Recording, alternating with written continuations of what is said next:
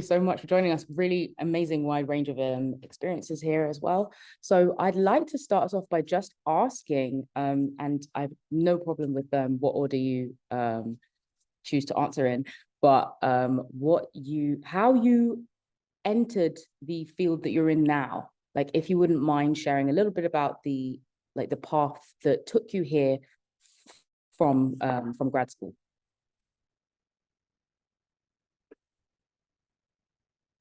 Anyone want to fancy kicking us off?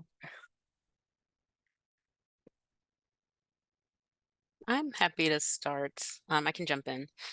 So I initially thought of answering this question in terms of like when I finished my PhD, which is at the very, very bizarre time of May 2020. And at that moment, really thinking about questions of quality of life, which has always been really important to me as I've navigated, what my life would be like after the PhD. We can talk a little bit about that later. But I ended up getting a postdoctoral fellowship that was thankfully remote. And so through that work at the University of Illinois, I was able to get training in digital humanities. And this is always something that I was mildly curious about, but I came from a department, I did history for my PhD at NYU, that didn't necessarily encourage that. I mean, I don't think it was frowned upon, but it wasn't sort of built in very organically into the curriculum. And so I was given the opportunity to get some concrete training in digital methods and then also worked on some initiatives.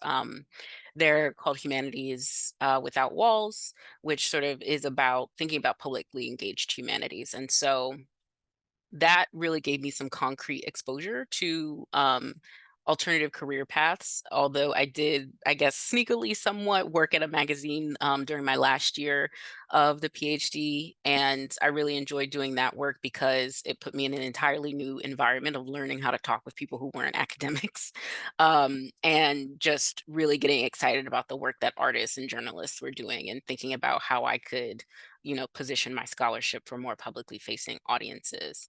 And so the collection of all of those experiences sort of led me to the point of wanting to think about what it means to be a scholar, what it means to be an intellectual outside of, traditional academic institutions.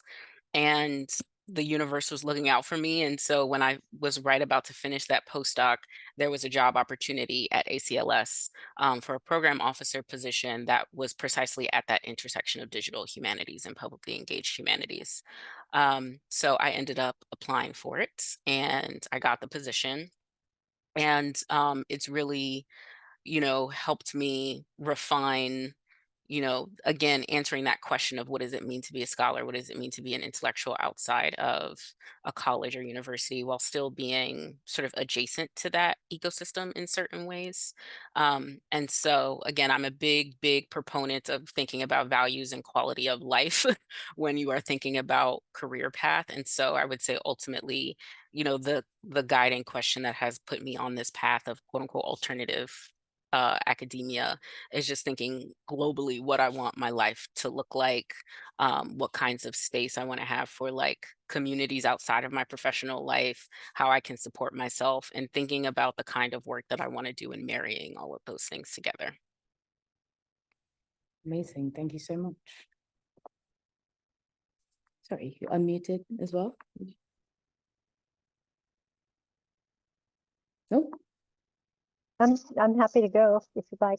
I have a lot more tread on worn off of my tires than the rest of the people on here. And my path to where I am was very winding. I didn't even decide to go to do a master's until I was in my mid-20s, and I didn't start a PhD program until I was in my 30s. So I have a very different path than many of you who know exactly what you wanted to do right away and jumped right into your programs and finished right away. When I started my PhD program in art history at Princeton, already then I was quite sure I was not going to go into academia, but I really wanted the rigor of that level of a program. And I loved doing the research. I loved writing, but I had experience also writing for a public audience or a more general audience. Still original research, but not the same kind of scholarly tone, I would say, or maybe not the depth. And I also, it suited me to go into the museum field from there. I knew that I already liked it.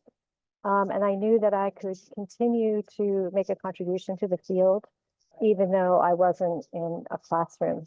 I also very much enjoy being able to go from one topic to the next, which is something that is not so possible on an academic course.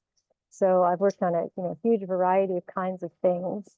And I think that just speaks to, I have wider interests than what I did my dissertation on. So, but I ended up in the field I am now, which is I worked as a curator at the Corcoran Gallery of Art of European Art, and my change of field was thrust upon me. The Corcoran fell on very hard times and let go most of their employees before they closed for good. And I was at a point in my career where I wasn't really willing to go to an entry-level academic position. That was not going to be a good choice for me. And I was having difficulty finding a curatorial position. But when I got offered the position at the Smithsonian to help open the new museum, it seemed like an amazing opportunity. And I fell into that in part because my chief curator got laid off the same day I did, and she became the chief curator at the museum. She knew that I was looking for a position, and she thought that I could adapt my skills to what I do now, which is working with collections. Originally, I was not going to be working with digitization and cataloging. I came in as a physical collections handler, and I still work in the storeroom, which you can see behind me some days. But it turned out one piece of advice I can give people, if you can come to an organization that's changing or that's new, you often have a lot of opportunities you can take advantage of to shape the job to what you're interested in and what they need.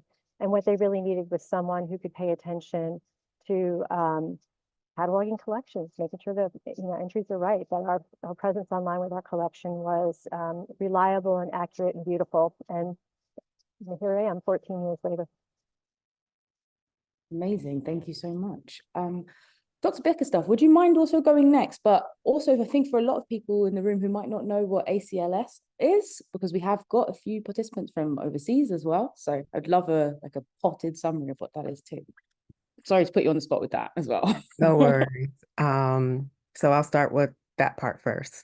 ACLS stands for the American Council of Learned Societies. The title suggests that we are what we are, which is a federation that was founded by a number of academic professional societies. So all the things that all you folks who are not introverts like me go to in the fall and in the spring when you go to conferences and present papers, all of those organizations, those are the kinds of organizations that are part of our broader ecosystem. And so we have an ecosystem that has one part that's really tied to our learned societies, other aspects that are really about the university partners that we have. We have a university consortium, which is made up of about 42 universities that we work closely with. And so the Emerging Voices Fellowship that Kiana did after she finished that postdoctoral fellowship that at some point I also ran. That was a partnership between ACLS and our research university consortium. We also, what we're probably most known for is the fact that we have a number of competitions that disseminate grants and fellowships to academics at all career stages. And so the different kinds of fellowship programs and grant programs that we run span a number of things: community colleges, HBCU focus. The program that Kiana runs exceptionally well is the Digital Justice Grants Program. We also do a number of more traditional kind of fellowships, one-year fellowships, and things that also allow people to explore, as many of you are interested in, careers outside of the academy, like our leading edge fellowship. So we do a number of things, and that doesn't even include all of the international programs that my colleague Dina Raghavan runs, that also brings in a number of programs dealing with China, with Buddhist studies. We recently sunsetted our program on African humanities. So ACLS is out there in the world doing a number of things that are really centered on uplifting the humanities and interpretive social sciences in the ways that scholars exist in a number of places. So that's ACLS. Now, I think what I'm supposed to answer now is how I got to ACLS. Right, yeah. So my path, like Laura, was circuitous. I did not go into academia because I was like, oh, I definitely want to be a professor. Going into academia was my backup. I wanted to move to Europe, where I had been after undergraduate for a number of years as a Fulbright Fellow and then as a Cambridge University scholar. And I loved the life there. They breathe, they walk, they eat in long, long meals. And as was the case at AdHum and is the case in IDEA, we know that food is care. So I intended to leave after I finished my master's at Cambridge, and I had a job lined up in France. And for reasons that I will probably never know, my visa was turned down. And because of that, I had applied to graduate school just in case I didn't like working a 9 to 5. And then my 9 to 5 fell through. And so I went to graduate school.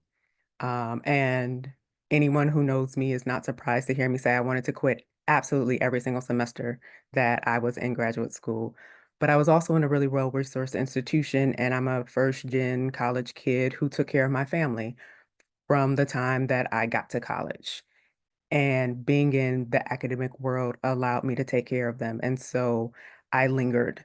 Um, but after I finished my PhD, I worked at Howard University as a lecturer in their English department with wonderful people like Dana Williams, who is now on the board of ACLS.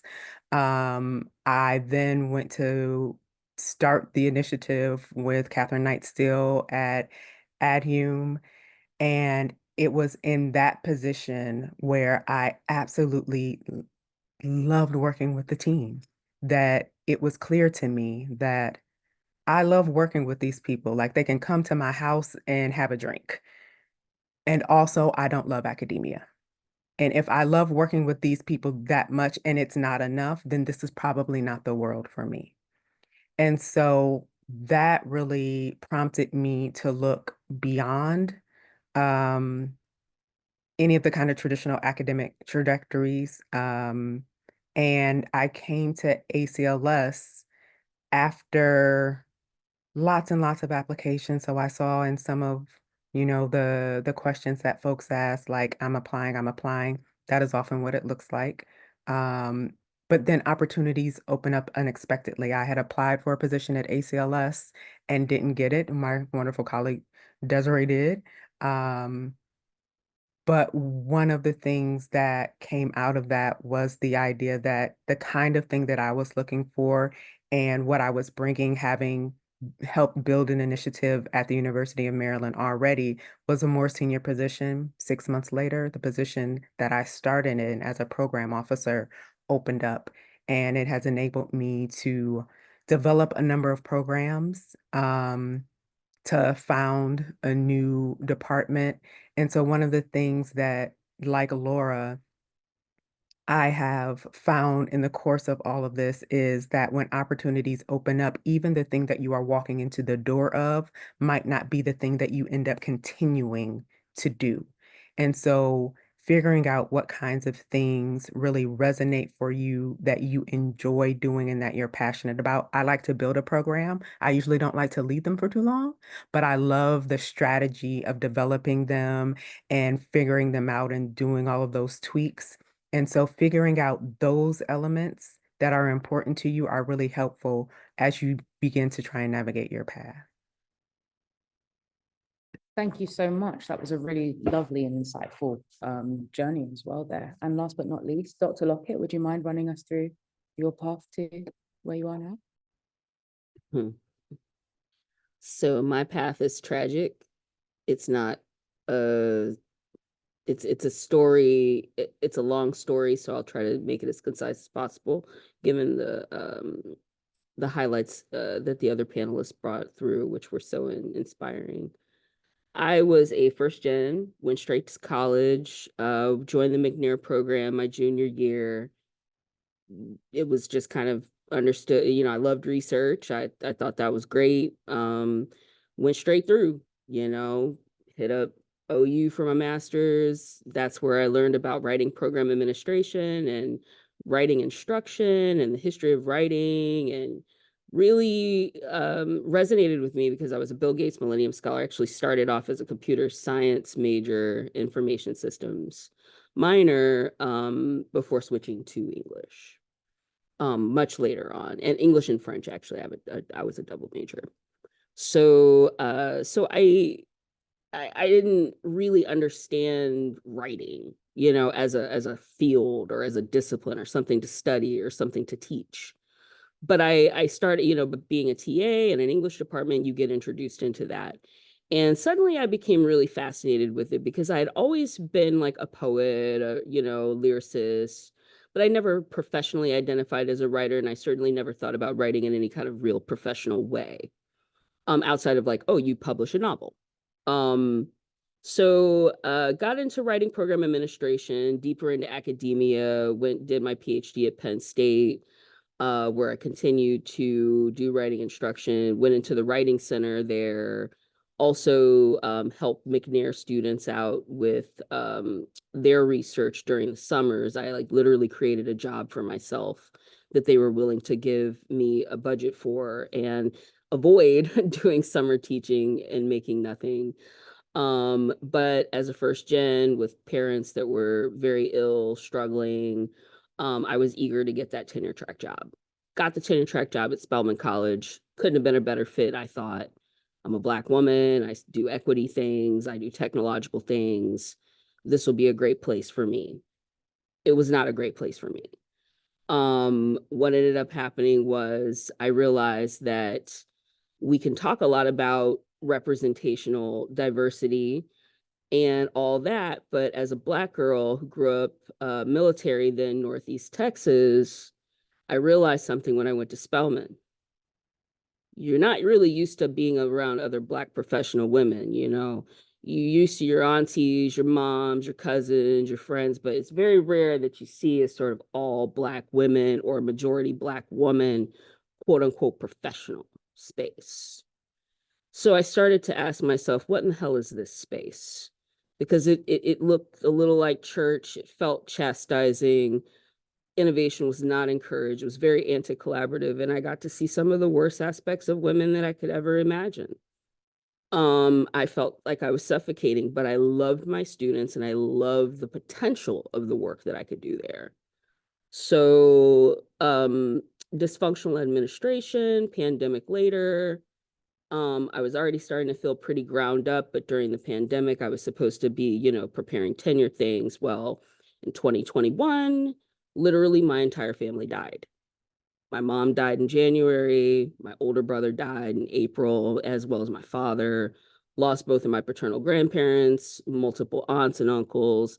Both of my parents' respective partners and a teenage godson got killed in a car accident, all in the same year. And this was when we were on lockdown, you know, and everybody was virtually working. I never stopped working during all that death.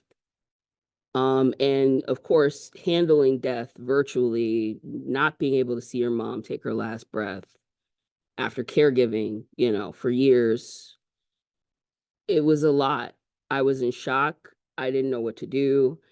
All I wanted was a year of personal leave. They started mishandling my case immediately. But in the end, that wasn't why I left Spelman.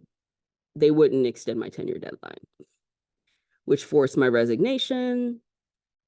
And it just so happened that during all that time, I was applying to jobs kind of in a fog. I was in shock and shock and shock and shock. That's how I ended up in legal recruiting. Exacta Global gave me a shot. And it just so happened that a part of my background is career advising.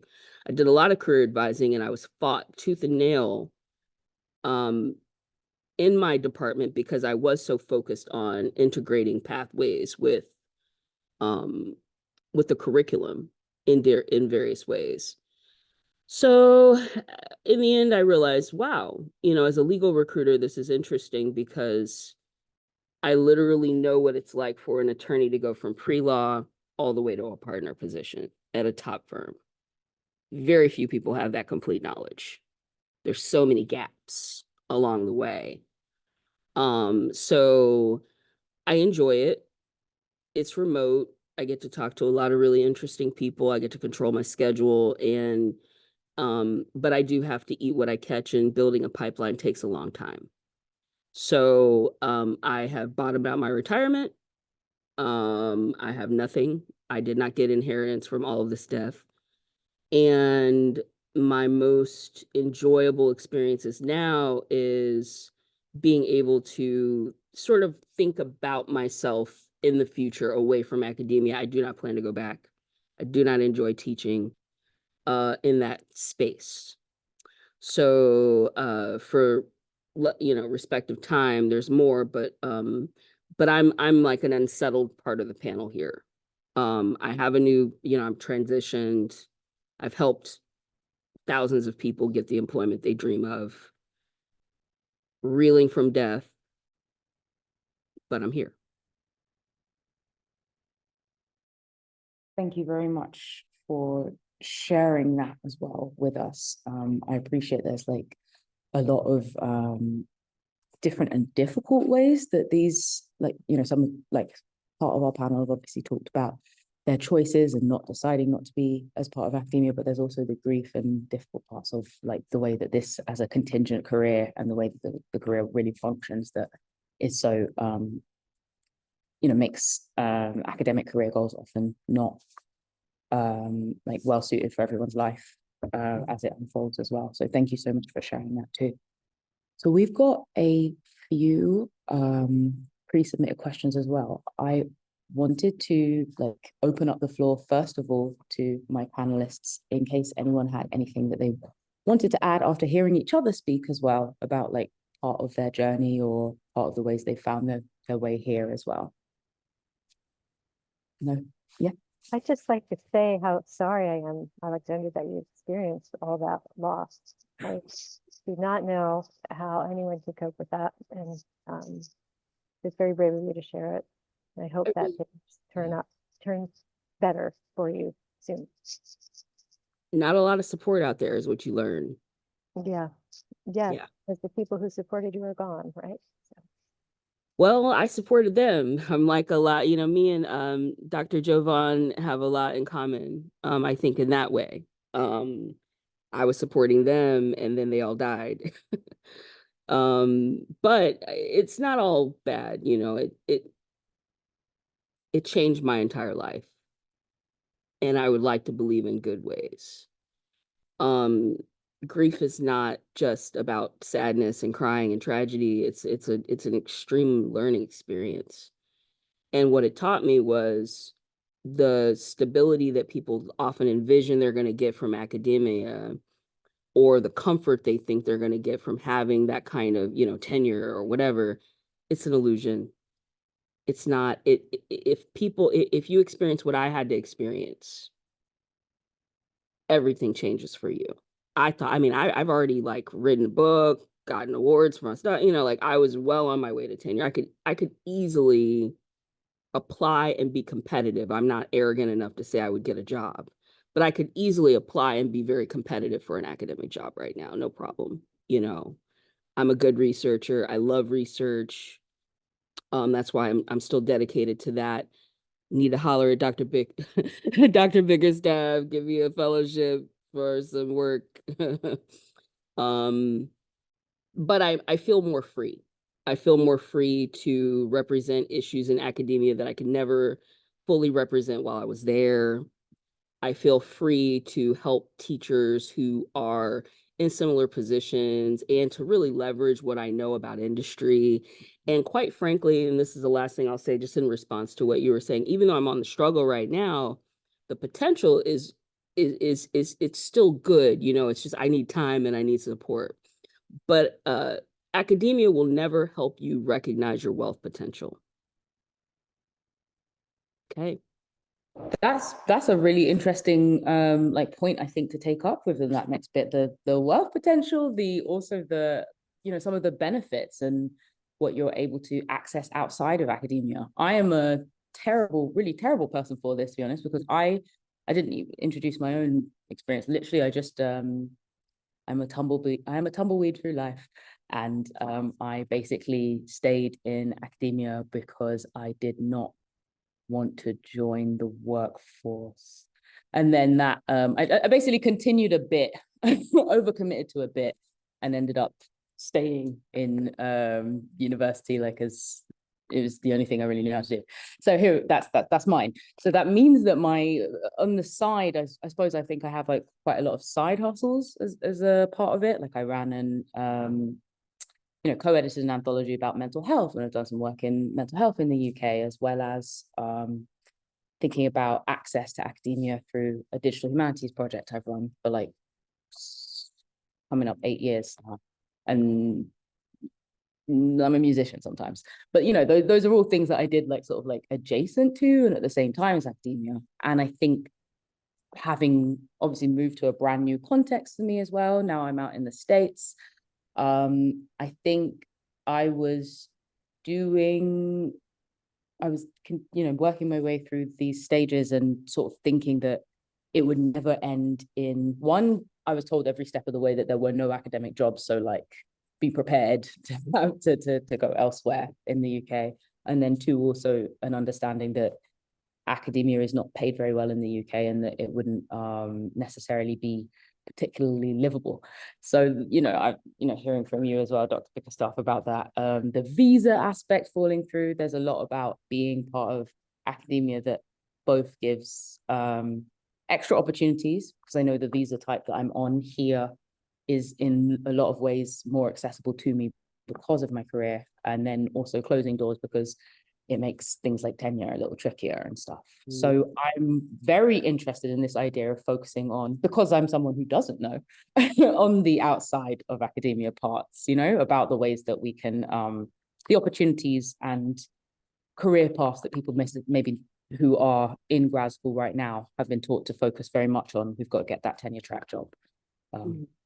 Yeah, I think it must be very difficult for the people who have tuned in, who have probably done everything right their whole lives for this path, right? They were great students in high school. They did all the extra courses to get into college. They did all the extracurriculars, and you feel like you did everything you possibly could, and it's not enough. And I want to tell you, it's not you, that you're a very talented, very intelligent person, and that there is a great need for smart thinking people in the real world outside of academia. That is not the only place where you can make an impact, even in your field. So I think that it's so difficult to put all your eggs in one basket and then find out that it was the wrong basket, or that things are not working out. And so much of it is systemic. It's not your fault. It's partly the economy. It's partly who's hiring what. It's fashions in academia. They have nothing to do at all with how talented you are. And if you've gotten this far, you are talented. So don't, try to keep your self-esteem intact and realize that you are worth a lot in the world. And you may actually be able to contribute. I think I contributed much more as a public service employee for the government and as working for a museum than I probably ever would have in academia. And I really like people. I really like teams. It turns out I'm a good administrator, but I would not have wanted to be a dean. And I think I've been able to mentor a lot of people like Javon. I was able to start programs, even where the museum where I am now, to create more opportunities, to open pipelines to audiences that wouldn't have access to museum jobs and the kinds of things that I do. And that has been so rewarding. And I don't know that I would have had those opportunities in academia. But I would just say it's not your fault if you're not finding the perfect academic jobs. The other thing I'll say quickly too is I have many peers who I went through school with, and most of them from Princeton are tenured in wonderful jobs, and none of them like them. They don't like their jobs. They really do not like their jobs, but it is like a gilded cage at this point. They're, at least associate, sometimes full professors. That's all they've done. They've never run anything except maybe, occasionally a department, but they're frustrated and they feel stuck. So may all work out for the best that you don't end up in that place. I think was one of the things that Alexandria was trying to say, that was not a good environment for her. And it may not be the best environment for you, but it's not your fault. Thank you so much. Thanks.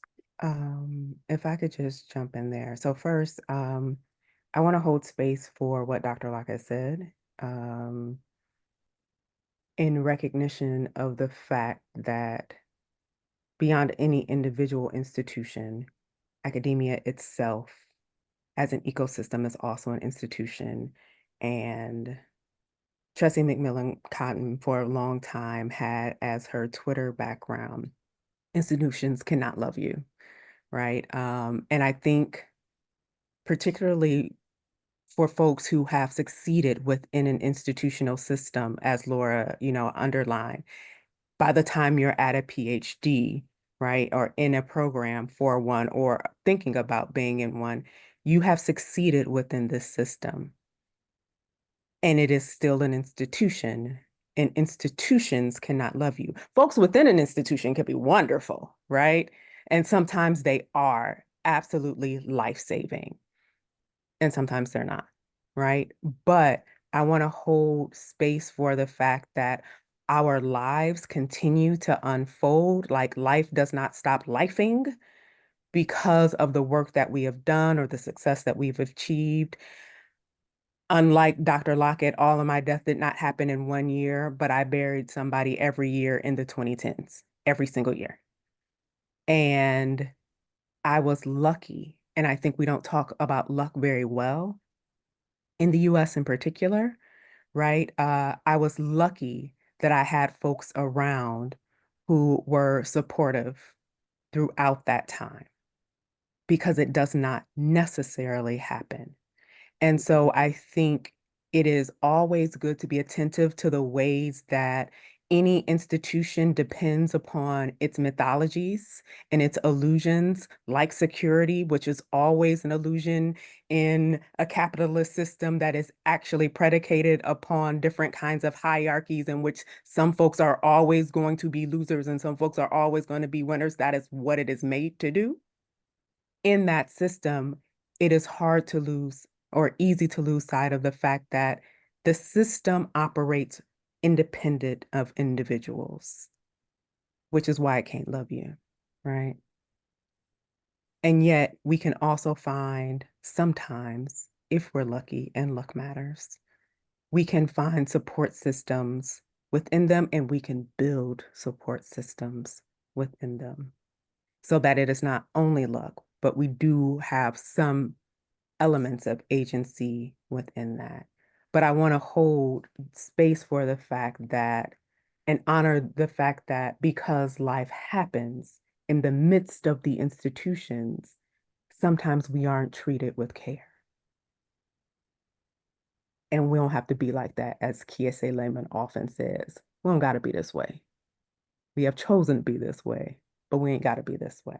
So now to the financial aspect of things. It's nice out here, y'all. I will say that the salary that I am able to gratefully claim right now and to support my family with, I would have been working for a long time to get in most of the tenure track positions that were available. So financial security, I think, is always precarious in a capitalist system, but the opportunities are varied and different. And I get to work with really smart, brilliant people all the time. I also want to underline the fact that when you are in a closed system, it is very difficult to see your worth because if you could see it, and if you knew your value, you would ask for your value and your worth. And the system doesn't operate well if everybody understands their worth and their value. And so the system as it functions, again, not a flaw, but the way that it functions by design needs you not to know that in the ways that you often cannot within that system. It is also a system that was not designed for a lot of the folks that look like the folks on this call, right? In a variety of ways. And I say this like, it's not the Oxbridge system. And I say this as somebody who went to Cambridge, right? That system where you are brought into the system and you have a room at the college and the dons are there and that is their whole world. That is not how academia functions in most places on the planet. It doesn't even function like that in Oxbridge anymore. But the way that the system functions means that it is not at all developed and designed for the kind of thriving that we would like to have everyone have. The academy could be more humane, but the academy is also a microcosm of the larger society in which we live. Given all of that, one of the things that I hope you have heard throughout a number of the different panelists that they have shared is that they did other things all the time. I was an editor, I created programs, I was a graduate advisor, I was the person who was the managing editor for MMUF Fellows in their journal nationwide. Doing other things exposes you to the fact that you have value outside of this closed system where it is very, very hard to see. It is not just building a skill set. It is not just developing things on your CV, though make sure you can point to those things that you've done. But it is also a recognition that the kinds of things that are lifted up in academia are things that you don't get to in terms of success for a long time. It takes a long time to write a dissertation. It takes a long time to write an article. It takes an exceptionally long time to complete a monograph, right? All of those things mean that the reward and the thing that gives value has to be delayed. One of the biggest things that I enjoy about my job at ACLS is the fact that I can see the impact over and over again in multiple ways. And it's not at the end of a process, but because of the way, at least in our section of the organization, the way that we design things, we are thinking about those things all throughout. So it's not delayed. And you can see the ways that you are able to touch people in large and small ways all throughout. And the kind of system that is set up in academia that has you holding your breath until you get tenure, until the dissertation is finished, until the book is finished, is not a healthy way to live. But you don't have to choose that way, even if you stay with it. And so what I hope I can impress upon folks is that there are alternatives, that you have value, and that the folks who pour into you and see that knew that when you came into the institution. These institutions didn't make you either, right? You got there because you already were able to do things. You were capable, you had value, you had worth. And so if I could encourage you of one thing, detach your sense of self from success within this institutional system.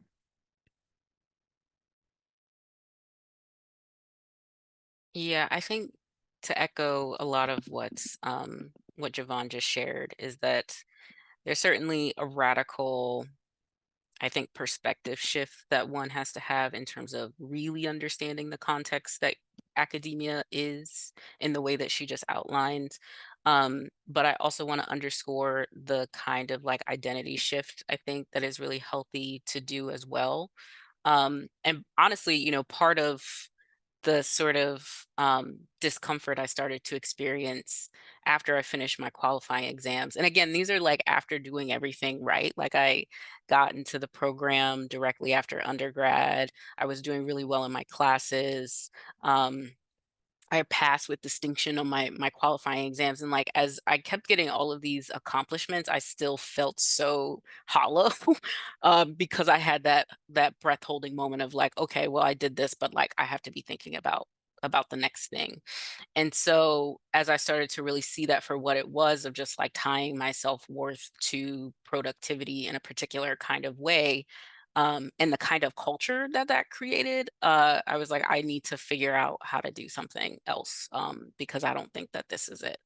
And so the identity shift that happened over many years, thankfully with a therapist, was sort of moving away from defining myself as an academic and thinking about myself in terms of an intellectual, and also still a scholar in some ways. And I think that part of that process was really distilling what is it that I value about the intellectual labor that I do, the process of that, the communities that I'm able to build around that and then participate in, and distilling that away from the institutional context in which it occurs was super helpful. And that's something that, appears in my work in really profound ways at ACLS, and is a continuous conversation with grantees, early career scholars that we engage through our program, the Intention Foundry, of just what does it mean to, if you're committed to like still producing scholarship or being a scholar, what does that look like outside of the context of institutions of higher education? Because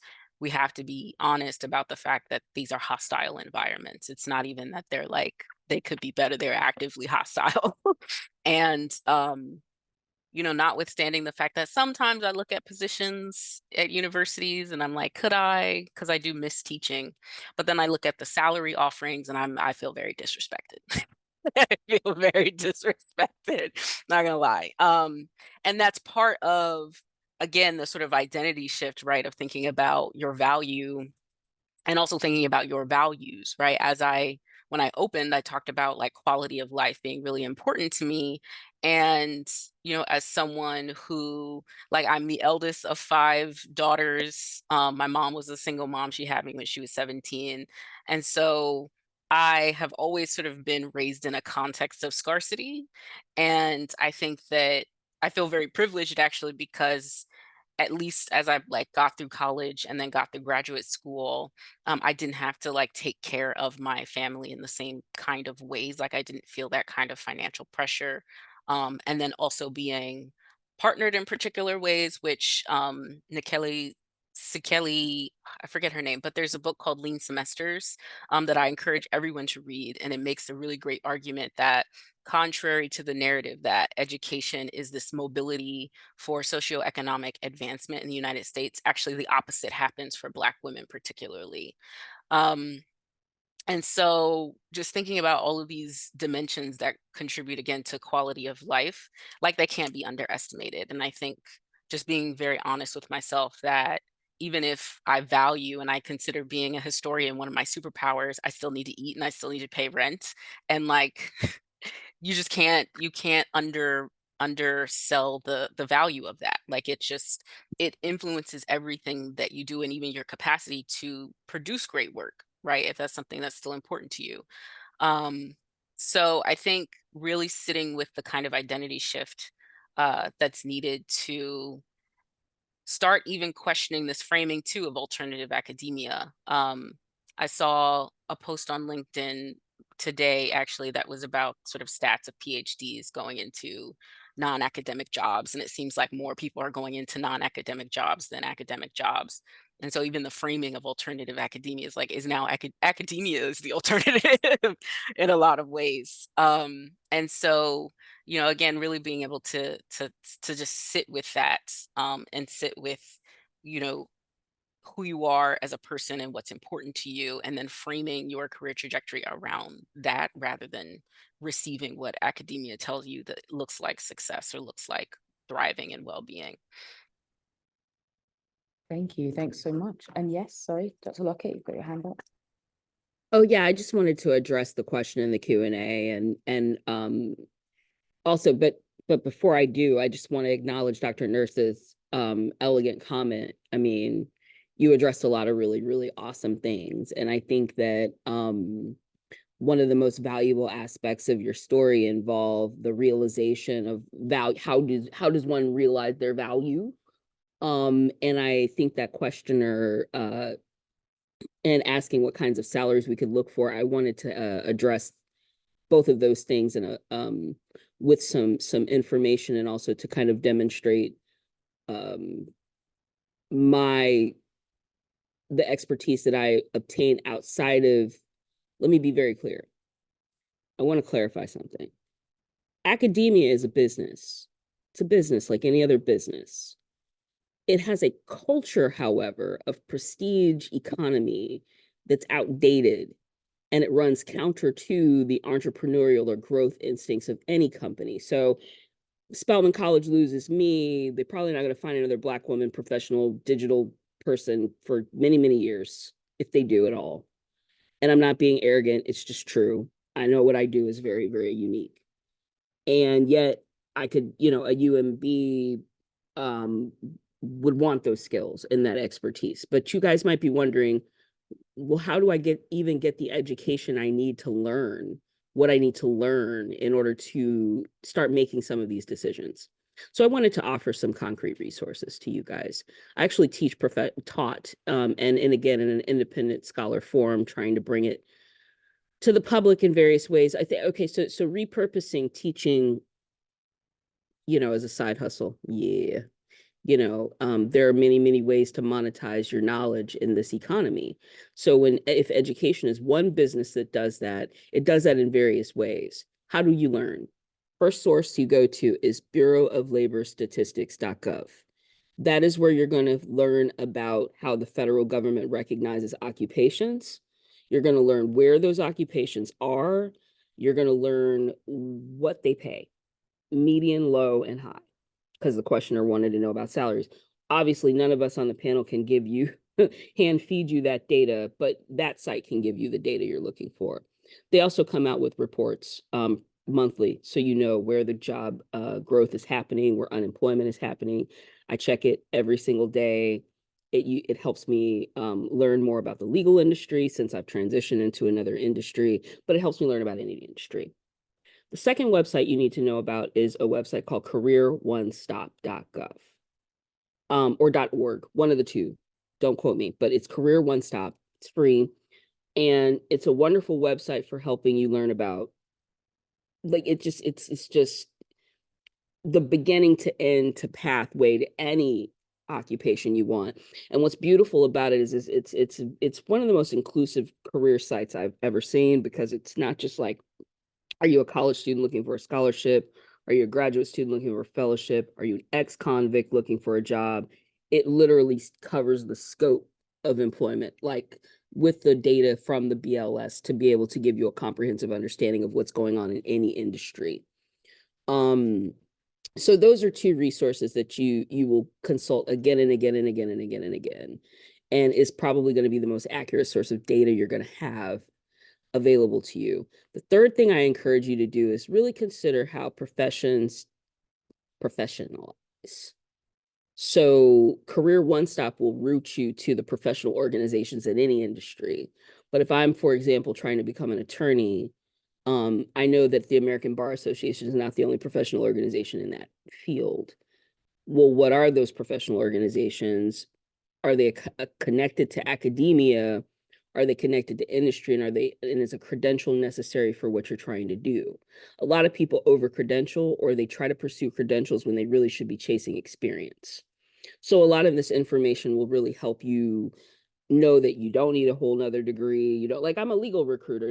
You don't meet, number one, you don't meet Black women directors of legal recruiting. It doesn't exist. I've looked for these women. We're a very small group of women. Number two, you don't find legal recruiters with a PhD, typically. The bachelor's degree is a pretty entry level for that occupation. So but I would hesitate to ever call myself overqualified for the work that I do, because it's not that. it's not that I'm overqualified, but what I notice is my research skills do elevate the quality of work I'm able to do for these attorneys in ways that they notice. And you might find yourself coming back to your experiences with a kind of chuckle. I was working with some appellate candidates for a Supreme Court and appellate position at a top firm, and found out that my book had been cited in an amicus brief by the Harvard Law Clinic. That was really, really empowering for me. Doesn't, you know, all of the recognitions, the awards, etc., didn't matter in that moment, that I could realize my work could be seen by people outside. And I've always been committed to open access publishing, which has given me a bridge to multiple scholarly communities. So say you do stay in academia, you need to realize that interdisciplinary collaboration can sometimes be a locus of a lot of growth for your work. So don't hesitate to think about things like, if I am publishing, am I publishing it open? Am I going after a company like Dick Taylor and Francis recently sold all their authors' data to AI, so now they make no money and their information is not theirs anymore. So there's a lot of things to think about, and I hope that these little details, these technical details, are kind of helping someone begin to architect their journey a little bit more deliberately. Thank you. Thanks so much. I think that actually leads us in really nicely to one of these questions that were pre-submitted for us about and that many of you have already touched on, about these sort of like competing incentives and things that we have to do whilst, you know, because a large part of our audience here will be grad students at this point as well, and thinking about marketing themselves to both places, about that research niche, you know, like joining the tenure track, or like the industry being employable. And so I'm wondering if we have any tips for people who are still currently in that position about the sorts of things that they need to do at this stage to ensure that they can do both things whilst they're publishing and so on. Make like that tip, for instance, like whilst they're publishing, making sure that they are publishing open access and things.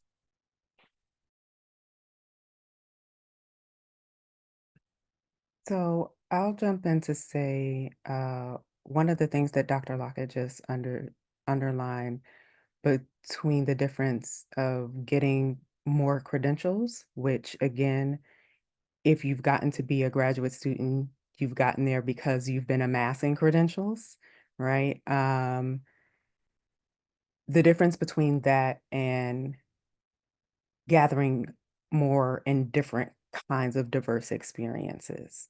And so I think one of the things that I always suggest that folks do throughout your graduate school career for certain is do some things that have nothing to do explicitly, right, with what you are doing in your research. Partly that will enable you to learn how to talk about your research in a way that is not like diving down a rabbit hole. So you can frame it as part, right, of your portfolio, which is to say part of the complexity and vastness of you, because you are not just your research. You were something before you started doing your research. You do other things in addition to doing your research right now. And so recognizing the complexity that you already have, and then thinking about what are the things that are interesting to me that I think I want to learn more about. Like, I'm a nerd, and I will claim nerd all day long, every day. I am a sociologist in my last version of nerddom, but I started out like doing biochemistry, right? So like, we are vast. And so thinking about the ways that we are able to cultivate different parts of self, I think is really important. Some really concrete things to do. If you're going to do an RA-ship, see if you can change your title, right? It can be an RA-ship for the kind of thing that you're doing within your department, but are you doing development work? Are you doing work that is program design, being able to say those things and then highlight them on your CV/resume as you need one is always really helpful. Making sure you get credit for the things that you do. If you designed a thing, make sure that somewhere publicly it is said that you are the one who designed and developed or contributed to the development of said thing. Having some fiduciary responsibilities and experience so that you know how to look at a budget, how to plan one, how to manage one is absolutely exceptional for any career path that you're going to take ever. Having the opportunity to do some management of folks, even if it's just a single person, is really, really helpful. Those kinds of things, when they talk about transferable skills, we tend to think about what we do in terms of teaching or curriculum development, all of which is important. But there are other things that you can also do, and you don't necessarily have to stray from the academic path. I was the program manager for one of my professors who led a research group on campus, another who led a seminar series. And so knowing how to make sure that, you know, the budget was intact, hiring vendors to do certain things, being able to book travel for folks, being able to put together a program or brochure, all of those things that are easy to dismiss in the context of a place that says, if it's not teaching and research, it does not matter. It absolutely matters, because the reality is most folks don't understand your teaching and your research, and they won't. That's not necessarily a bad thing in and of itself. It's to recognize, though, that other things also have value, even if they're devalued within the context of academia. Thinking about the ways that you can also connect with people. I know that networking is a really bad word. As an introvert, it's just not even a word in my, like, I'm an introvert's introvert. So if you see me at a conference, know that like 30 minutes later, you might not see me for the rest of it. I'm good for disappearing or being over in a corner where nobody can get to me, and build that into our programming now so that other folks can also escape. But if you're an introvert, it might be like, I don't know how to network, but we're really, really good at making one-on-one connections and talking to people, being curious and asking questions, right? Listening to folks also gives you value in their eyes, and you never know who's going to speak your name in a room that is going to be helpful in ways that you can't quite imagine. And so thinking about the ways that you can authentically, and however it is that you operate, right? Connect with folks, learn what they're doing. I have no idea. I'm still trying to figure out what I'm going to be when I grow up. And because of that, I speak with a lot of folks to learn what it is they do. We call that informational interviewing if you're on a career development site, but it is really like, I know this part of the thing that I enjoy. They seem to be doing that. What else is aligned with that? What else dovetails with that? And so use your curiosity as well, because that curiosity will introduce you to kinds of things that you might never have even conceived of. And so recognizing that there are a variety of skill sets that you already have, even if they're not lifted up and valued and shined light upon and given the accolades, right? That, you know, are easy to collect in a place that likes shiny baubles, which academia undoubtedly does. But recognize there are things that you can build into what you learn, so that it's not a bifurcated path of I'm going into industry or I'm going outside of academia or I'm staying in academia. These are things that are just benefits to have, to know how to do, to learn, and you can learn them in a variety of ways. I wasn't going to be on nobody's academic committee because I was trying to run out of academia the whole time I was there. But you learn things if you're on a search committee, right? And that's valuable knowledge. And so thinking about the ways that you can build your knowledge in a variety of ways, and that all of that matters, like nothing is wasted. absolutely, that nothing is wasted is so important, especially because even though we've got those things that aren't necessarily valued in academia that you've just mentioned, like the events management, the building, you know, the networking and so on, that is so much of the job as well.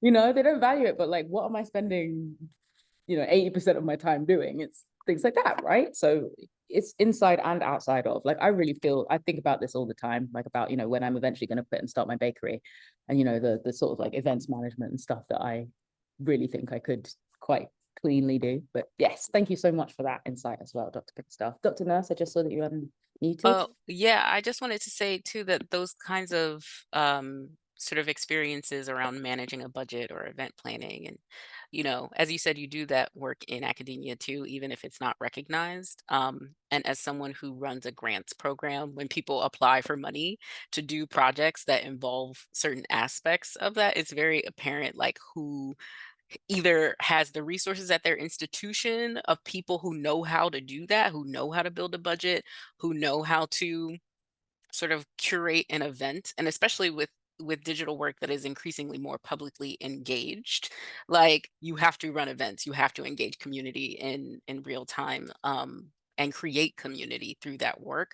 And so even if you do stay in academia, like those are skills that you will need as you're writing grants. I can't tell you how many scholars have asked, like, can you do a budget workshop, because I actually don't know how to make one as I'm applying for this grant. So again, to sort of move away from that bifurcation of like academia, non-academia, because again, that's how the industry functions in terms of laboring or valuing certain kinds of labor over others. I would also say, you know, in terms of getting experiences away from your research, certainly do that. But I think there is value to internships that really are excited about the fact that you're in graduate school, and you know, offer the kind of flexibility that you need in terms of creating a schedule, like a concrete thing in terms of being able to do both, right? To show up to the internship and do your work, but also be able to continue working on your coursework or writing or whatever. And so when I got an internship the last year of my program at a magazine, they were really excited about the fact that I was doing a history PhD, because it helped to inform, you know, how I was editing pieces, how I was writing pieces, offering research consults with some of the writers. But they just let me hang out in their office before my shift started. And so I got a space to be able to write that was sort of away from campus, which is also very important, just like getting away from campus in a lot of different ways.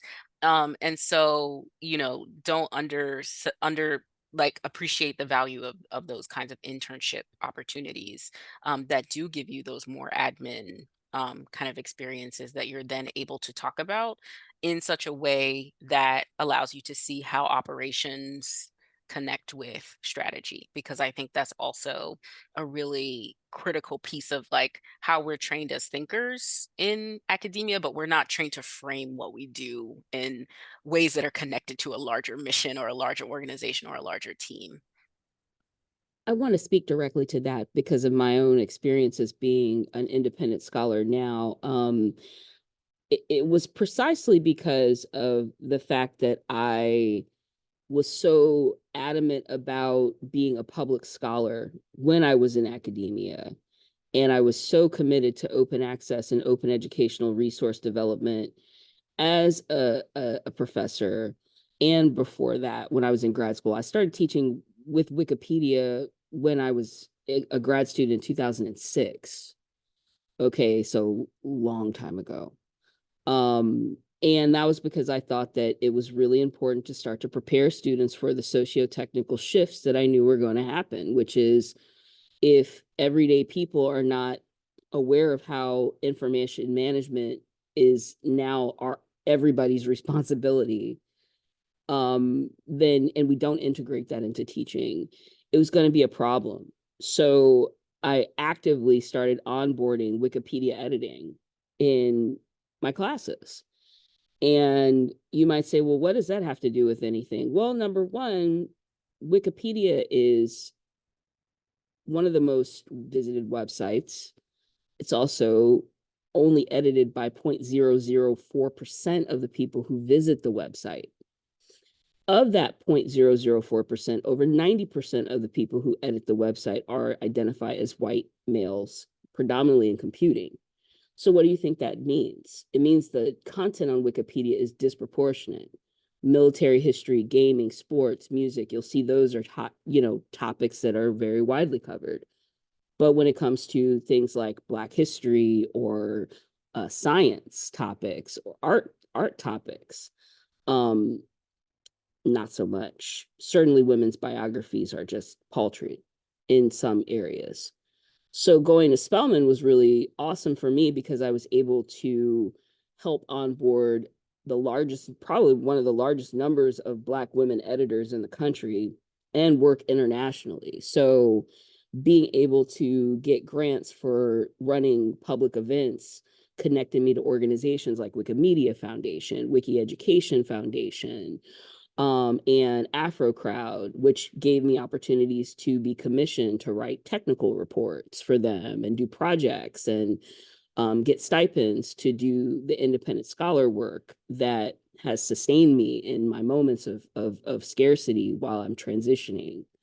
So in fact, if your research is public facing, it does have a component in there that can really be a global, multilingual, rich, interdisciplinary work, then yeah, you want to monetize it as much as you can. So I gave away a lot for free when I was in academia, like a lot more than I should have given for free. But now I'm looking into how do I repurpose these materials into packages that I can sell in my sleep. I'm thinking like that now, ways I never would have thought before about how to monetize what I know, because I was just so busy trying to be public, trying to be free, make sure people had free access. But all of this to say, to wrap up the point, is you got to ask yourself about your sense of purpose wherever you're going in. Whether you're staying in academia or you're not staying in academia, or whether you choose another position within academia that's not teaching necessarily, you got to ask yourself, why do I do this? What is the goal I'm trying to accomplish here? In my case, it was, I don't see education as just a matter of success, chasing, getting a degree, or even being rewarded for certain skills. I see education as the opportunity to learn how you learn and to produce knowledge. So hence why I incorporated something like Wikipedia editing in my classes, because everyone knows something. Do you share what you know? Sharing knowledge freely, knowing when to share it for free, knowing when you need to share it to get paid. Those are the particulars of the day. But you've got to ask yourself 3 major questions as you're questing in this particular way. First question that you should be asking is, who do I want to be in a room with a year from now, 3 years from now, 5 years from now? Asking yourself who you want to be in a room with is really, or who you would like to talk to, like who you would like to have any contact with. You can start pursuing that now. You can start looking at your network on LinkedIn or wherever and saying, I'm going to start following these people because I would like to know more about, that. Asking that question. The second question asking yourself is, what kind of work do I actually enjoy doing? I don't care if it's baking. I don't care if it's note taking. I don't care if it's transcription work, whatever, however banal or grand you think it is. What work do you enjoy doing? And then you need to learn about all the different ways that work is quantified and all the different industries that work can be useful to. Curriculum development is not just for educational spaces anymore. Plenty of very large, very, very, very profitable companies, even law firms that I work with, hire people for knowledge management, research, conflicts analysis, all kinds of policy analysis, all kinds of roles that are non-practicing, non-attorney roles that a person might think, oh, I would have never thought to go to a law firm for that and get paid 6 figures instead of the paltry 50, 60,000 that I'm going to be making for the next 10 years. So I just wanted to point those things out in regards to how do we actually go through the strategic steps of assessing value when we don't want to throw away everything we've ever learned or know, or devalue it, quite frankly. You don't want to devalue it, but you don't want to overvalue it. But you do want to ask yourself who you want to be in camaraderie with, collegiality with, who you would like to collaborate with, who you would like to produce work for. And last but not least, ask the question, who do I want to use me? And how am I willing to be used? Sounds kind of grimy, but it's just the truth. Everyone is engaged in a transactional situation when they're in a quote unquote professional context. That's kind of the nature of a professional context, is the transactional nature of it. Who do I want to use and in what way? You should be asking yourself that question too. And then you ask yourself, who will enter this mutual relationship with me? Or who will even entertain a conversation with me about it? And my suggestion to you is just start reaching out. But let me be clear, if you're gonna be reaching out, you need to be reaching out with a value proposition. Don't just write people and think they're gonna help you because you're young and eager. No, give them something, I read your book. I saw this point. I was thinking about this question, and I'd love to have a further conversation with you about it. Would you be willing to have a 20-minute call? Be that specific when you reach out to people, so they know your intentions, but they don't just think you're, you don't have to just flattery it out or even avoid the contact. Trust me, people love being contacted about their work. They do. Even those, I love getting those emails when somebody says, hey, I required your book in my class. I just wanted you to know. Great, awesome line of communication. Every communication you enter as an opportunity. Because even though you may not know, get a gig from a person one day, you never know 5 months down the line, 8 months down the line, if they're going to return that communication and end up giving you something lucrative. So wanted to give those tips before, we get even deeper into the session. Thank you. Thank you very much for that. I was just about to open a question for you anyway, Dr. Coyle, so please do go ahead. Okay. I just wanted to build on what Alexandria was saying, and it's a very short motto that I have, and I've often shared it. There are two, actually. One is, wherever you go, you have to know how the money works. Even if you don't like the system, you got to know how the money works. And if you can figure out how to get the money for your projects and the time to, to support you while you do your passion project, that is huge. So make it your business to know how the money works wherever you are. And the other is, if you don't ask, the answer is no. Sometimes you got to just put yourself out there and ask. And, you're going to hear no plenty of times, but occasionally you're going to hear a yes. And it could be a life-changing experience, truly. So put yourself out there. Don't be so careful. I mean, academics are so careful, but everything they do, everything they say, everything they write, sometimes you have to just put yourself out there and take a risk and ask for what you want and what you need. Mm-hmm. Absolutely. I wanted to thank you for that. I wanted to also ask a couple questions. There was one in the Q&A that I would just love to hear you speak to a little more. So it was such a good question about the museum space, and there's some other things that have come up about the archives and arts and heritage spaces. So one was, I know that a lot of people very specifically want to hear about some of those curation experiences or translating, and, bearing in mind with the Black Communication and Technology Lab, and we're thinking very much about digitizing and archival experiences in here. I was wondering if you would be happy to speak a little bit more about some of the needs that the sort of arts and heritage culture museum sector. Oh my God, they need people who are digitally literate. I mean, I'll be that blunt.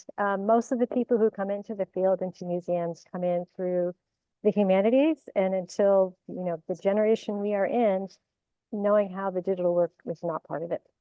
I mean, I never could have prepared for the job I have because it didn't exist, at that point. But I think you do not have to have a special degree to go into museum space.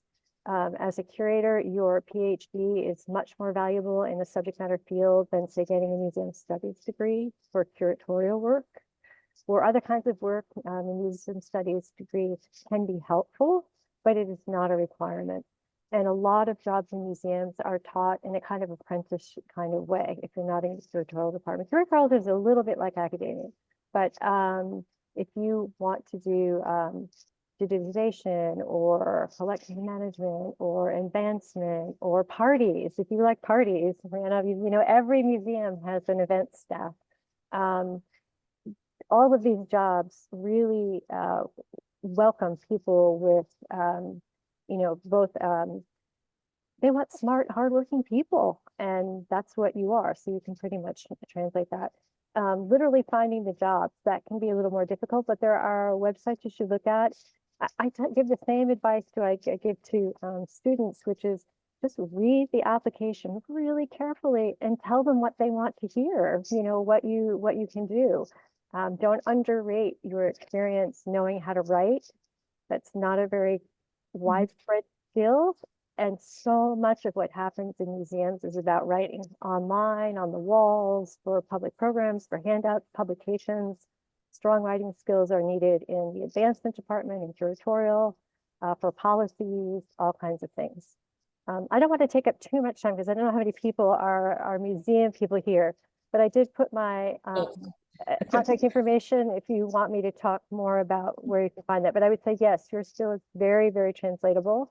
The museum where I am, I would say that half of the curators came out of academia. They were teaching and were not happy teaching and decided to go into curatorial work instead. And I have a PhD, but ended up in the collection side, and I'm not the only one. There are many others. And in the government, where you can, I wouldn't poo-poo a government job. People think they don't pay well. They can pay very well if you have a PhD. You can easily looking at an entry-level salary in the 80s and 90s, right? And after a few years being in and there's potential. So I would not dismiss a career in government, and every career you can imagine is within the government. You're not going to earn the attorney fees that Alexandra, the people she's hiring for private firms, but there are jobs for every interest in the government, and I would not dismiss that. And the museum jobs in the government pay better than most museum jobs. So National Gallery, the Hirshhorn, my museum at the Smithsonian, all of these are places that you should be actively looking. And read those tutorials on the USA job site about how to apply for a government job. I mean, they are actually helpful and they will make a huge difference. It's much different than applying for an academic job. Yeah, there are also so many lovely ways that you can get involved in working with museums and galleries, and that aren't perhaps maybe ways that you'd automatically think of. Whilst I was a PhD student in the UK, I had a really nice long-term relationship with the Wellcome Collection, the Wellcome Trust. Yes. I did everything for them in some different way or another. I did yeah, exactly. And we're trying at the Smithsonian, at least in our museum, all of our internships are paid, and they're fairly decently paid.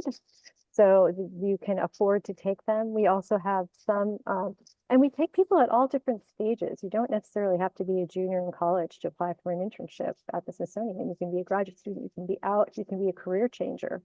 And that can be a good way, to find out if you really are interested in the job, is to take some sort of a paid internship or fellowship position and try it out. That's a lovely segue into another one of our questions. Hold on. Sorry, Dr. Walcott. I just want to add a couple of resources to that. Schomburg in New York Public Library.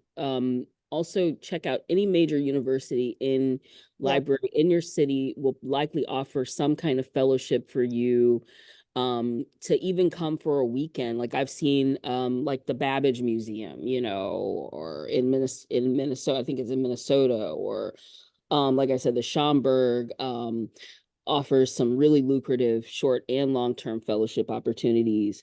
So you really want to make sure that you're looking local, that you're looking national. And also I want to point out that when you're thinking about GLAM work, galleries, libraries, archives, museums, that you're thinking about the wide range of ways curation happens outside of just museum work. For example, I've been commissioned to ghostwrite tons of excerpts for things like biographies that end up in museums as a copywriter or as a copy editor. I've also helped people with indexing. And these things can happen virtually, digitally, and they can happen on site. So it's always really good to consider which kind of curate, like when you're talking about curation, are you talking about narrating exhibits? Are you talking about actually physically making collections, actually physically preserving collections, organizing collections, adapting collections? There's collections can take a lot of forms. So just, always know that, you don't have to limit yourself when you're thinking about the archival space. It's pretty vast. And even libraries hire for things like digital humanities librarian or digital humanities fellow or Wikipedian in residence. Those are popping up all over the place now. So yeah, that space is really hot. Oh, thank you so much for putting those links in the chat. And yeah, so I just wanted to add those. Yeah, absolutely. I'm just a few of those in, like, I think a lot of these spaces around memory work, archives, digitization are all really, like, I'm sure for most of our audience who are watching this, like, very, very relevant, a lot of crossovers with all of your experience as well. So I'm not sure if you guys can add to the webinar chat, but if there's anything else that I'm missing, just let me know and I'll pop them into the chat for everybody too.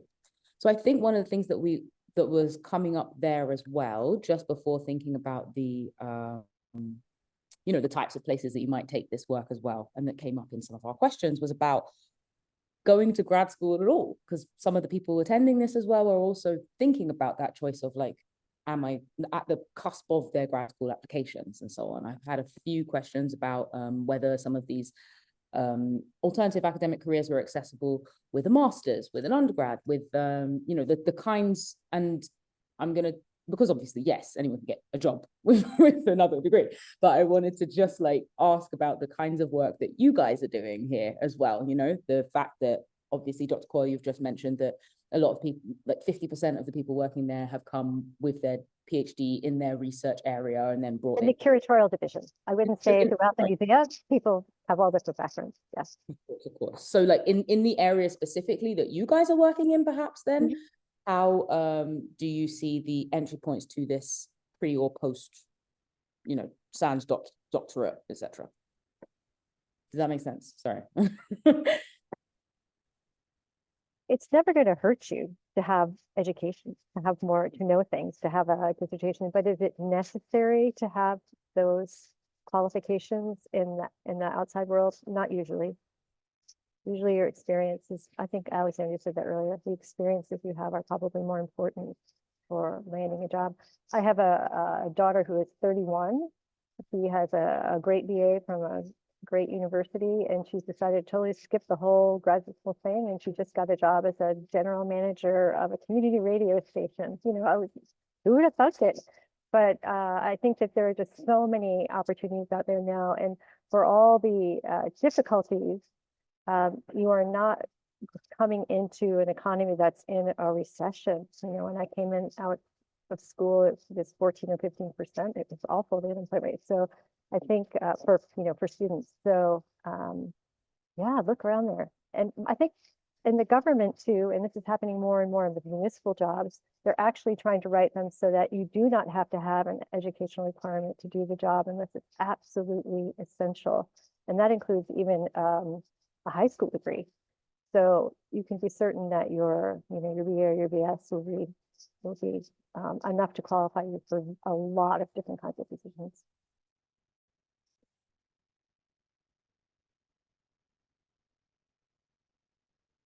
Sorry, that point has just come through to us. So Dr. Lockett just wrote, or Dr. Nurse, who graduated in 2020, in terms of joining the workforce during uncertain times. Yeah. Else have anything they'd like to add to that, like, the doctorate question? Yeah, in regards to this recession, just really quick point. I mean, I work with attorneys that graduated in 2020, as well, and they were hired in sort of a remote working environment. And the tricky thing with industry, and this is just something that I'm sharing about from my personal experience, with industry. First of all, everything is very industry specific, y'all. Everything.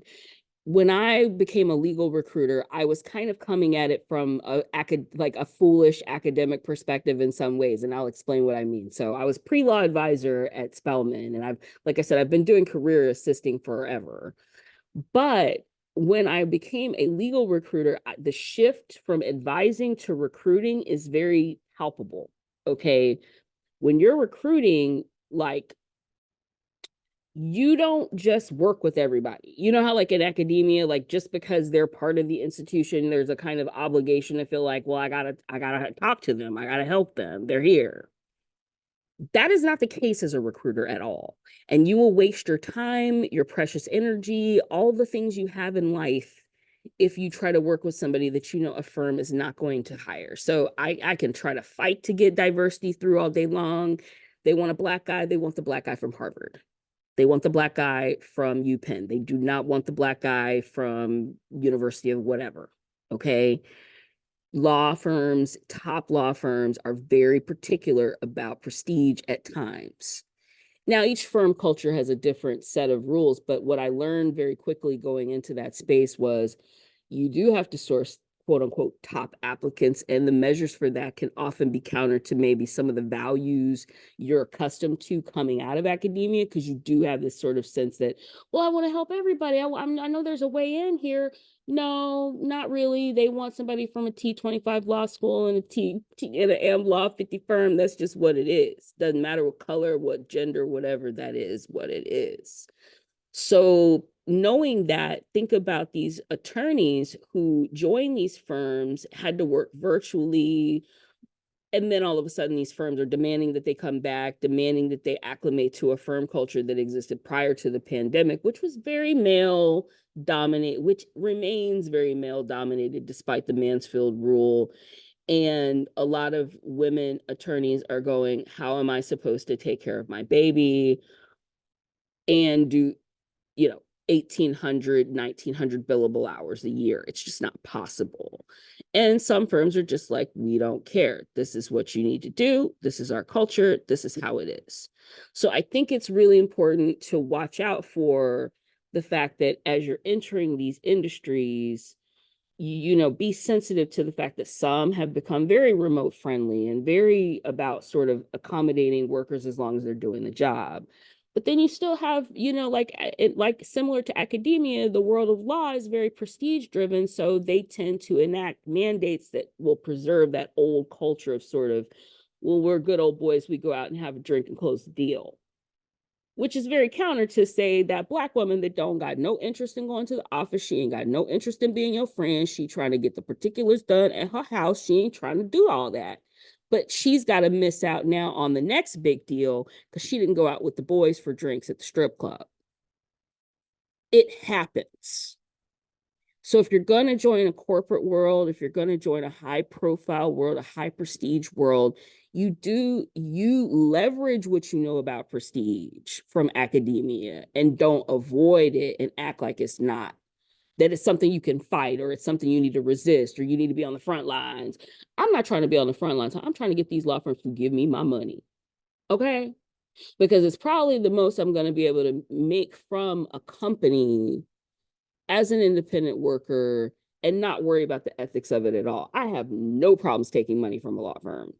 They make lots and lots and lots of I know how much profit they make. If I know your firm's pulling in $8 billion a year, I don't have a problem. You pay me my placement fee. So who's paying you becomes as important of a question as how flexible they are with the benefits. I love being able to help young female attorneys who graduated in, say, 2021, 2022, and say, yeah, you might not have a kid now, you might not be married now, but when you make a move, you need to check your benefits. Are they giving you, like I've seen firms offer things like breast milk delivery, childcare on site, extended leaves, part-time arrangements.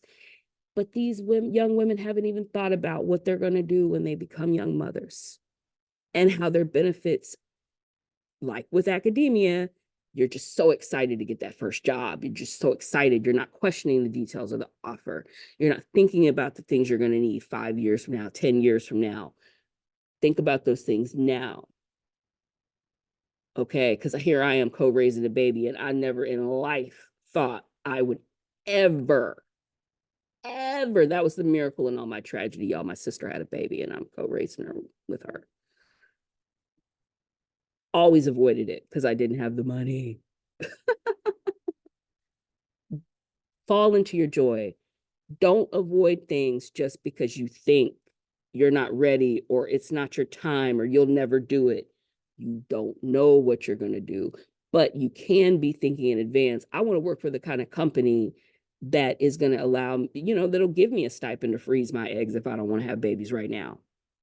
I'm working with, several firms. They offer up to $45K to a woman wanting to freeze her eggs. So anyway, I just wanted to point out those little life detail-y things because I think they're things we think about, but we don't often get to talk about in a public way. Thank you. Thank you very much for that. We had a question, like a specific question for Dr. Nurse, which I think was quite lovely. Your job description on the flyer sounds so fulfilling. What's your favorite part? I'm actually curious what the job description said, because I know I sent my bio in, but Bio and oh, like a bio. Yeah. okay. The description in the chat, one second. Yeah, so I guess what I love about it is, and this sort of ties into the previous question about whether or not you need to go to graduate school, depending on what you want to do. I'm of two minds of that, which is that I actually really, really love being a historian, and I loved like being a historian of the African diaspora, particularly. Like that is my area. Um, and I love like who I became in graduate school. I love the thinker that I became in graduate school. And although there were trying moments and I did not become a professor, I still don't regret that experience at all. Like I would go back and do it again because like my experience, which, was sort of circumscribed by a lot of privilege insofar as, like I said earlier, alluded to being partnered in a particular way that allowed me not to have to worry about like rent, for example. Like I was married, my partner is in tech, and so I want to underscore that, and that is something that is talked about in lean semesters as well, of thinking about those life components that will have a really, really significant impact on your graduate experience. Um, so I definitely don't want to discourage people from going to graduate school. We need more people studying the humanities, particularly, I think. But at the same time, weighing that against like the amount of time you lose when you could be doing something else, particularly getting that experience, that work experience. But I think also, with the specificity of industry, like Dr. Lockett was just talking about, I work in an organization that's very adjacent to academia, but it functions pretty much like academia in a lot of ways. In ways it doesn't too, because that is why I have stayed for as long as I have, because it doesn't function in particular ways like academia. But I think there's something about the ways that you will learn a lot of stuff in graduate school about your research and the content, but there is a kind of socialization that happens also in terms of understanding and learning the culture of academia. And I have found that to be really helpful in terms of the job that I do now, so that I know how to talk to folks, but I also have a keen awareness of like, these are the problematic parts of this. So I'm not going to replicate that, so that when academics come and interact with me, they feel like it's a different experience. So I think having that awareness, which I only would have gotten had I gone through and did the PhD, definitely helps me in the very, very specific job that I do at ACLS.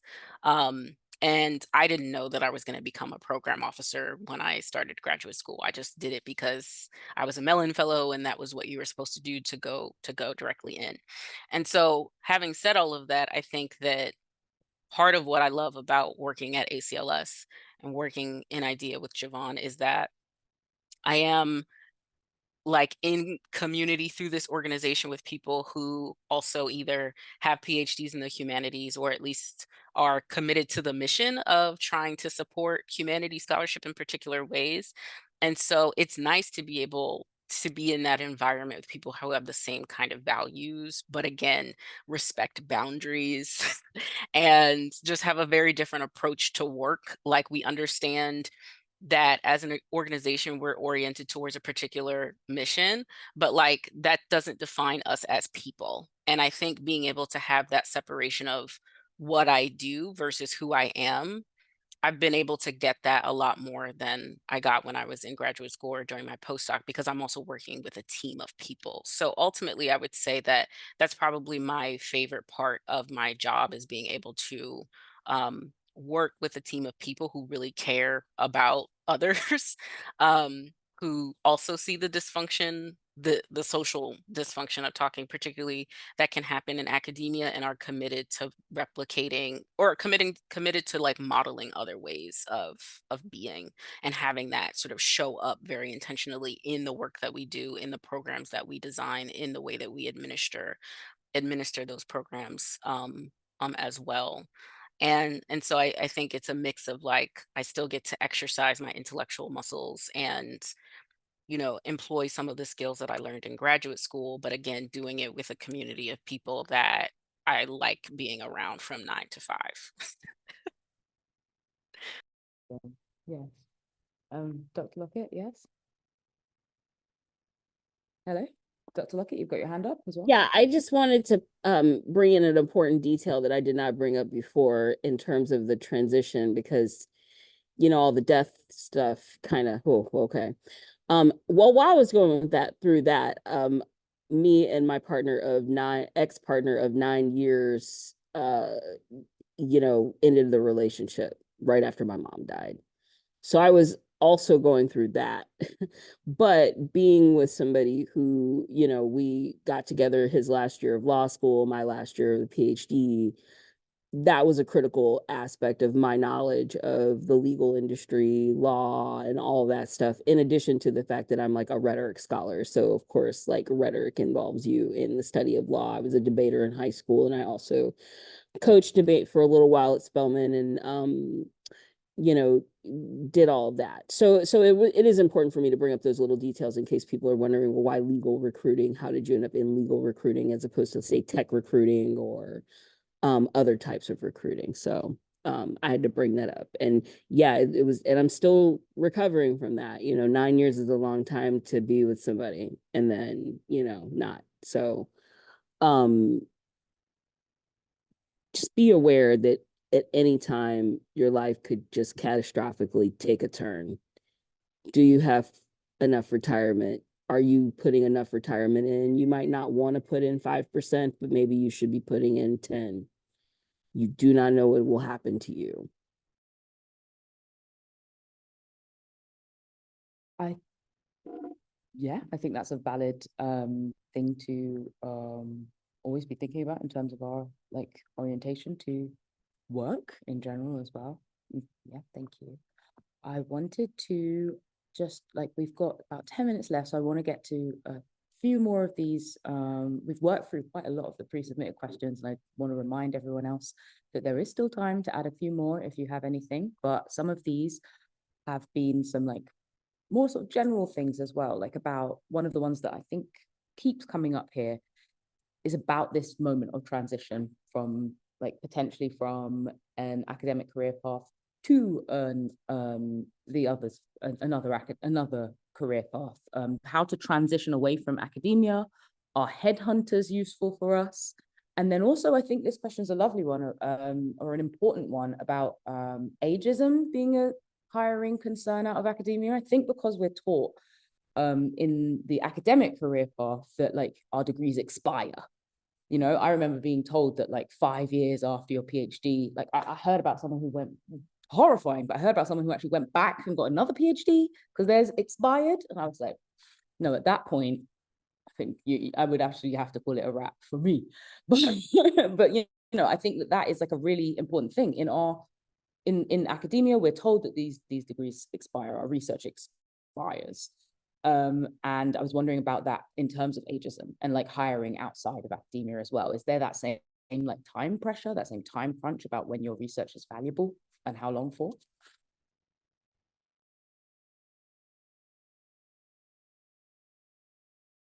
Open to the floor as well.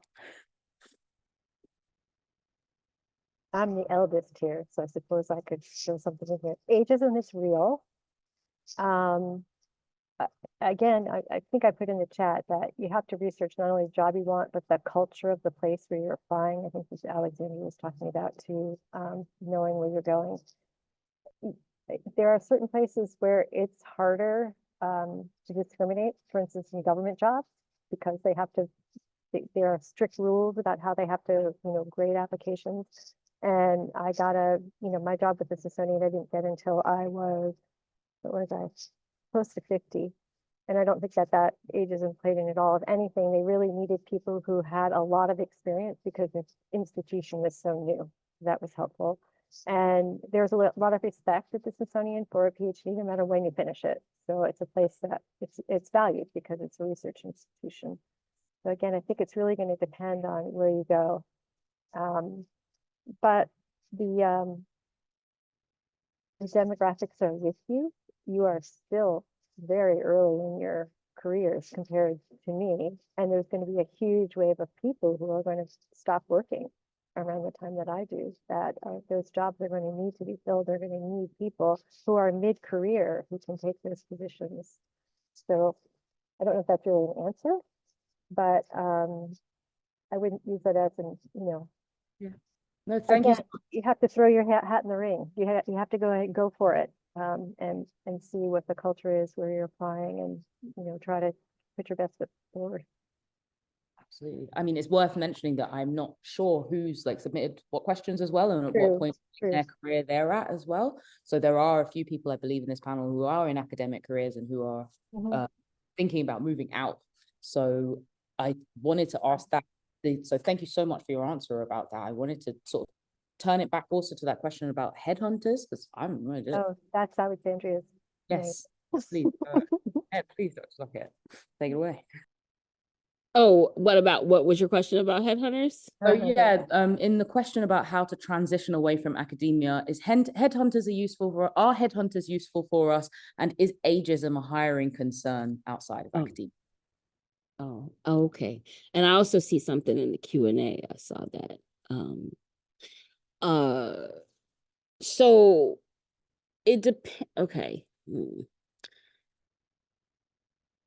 The short answer to your question is I think at the administrative level, definitely. You have a lot of search firms that definitely help to fill things like dean, provost, assistant provost, honors director, positions like that. You might find an executive search firm that actually will, and certainly presidential searches are always handled by typically an executive search firm.